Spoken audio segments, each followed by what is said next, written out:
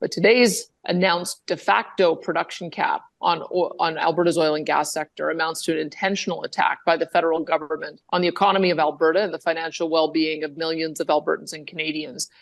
Alberta owns our resources, and under the Constitution, we have the exclusive jurisdiction to develop them and to manage them. And we've done so responsibly by setting a price on carbon as far back as 2007, developing a carbon offset and trading program, investing billions in commercial scale carbon capture,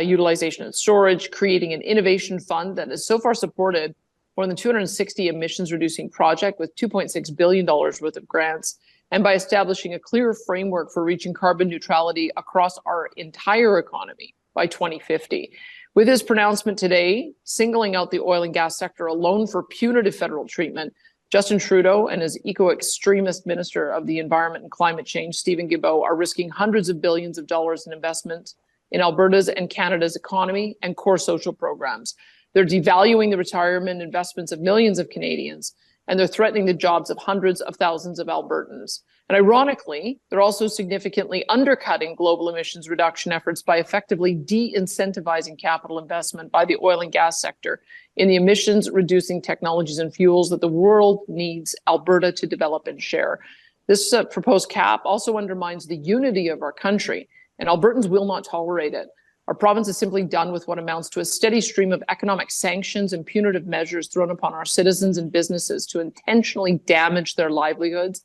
and the economic engine that disproportionately powers our national economy and the programs that Canadians rely on. So over the coming months, our cabinet and our caucus will develop constitutional shields in response to this and other recent attacks on our province by what is fast becoming one of the most damaging federal administrations in Canadian history.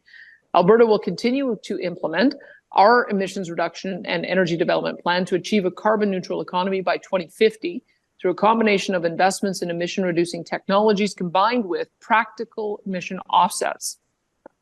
all while continuing to develop Alberta's world-class natural energy resources for Canada and for the world. The federal government must stay out of our province's constitutional jurisdiction and instead work with us to align our emissions reduction efforts with our effective made-in-Alberta plan. We have been working with them for the last several months on that effort, and we hope with this statement that they will now take us up on that offer and withdraw this proposal.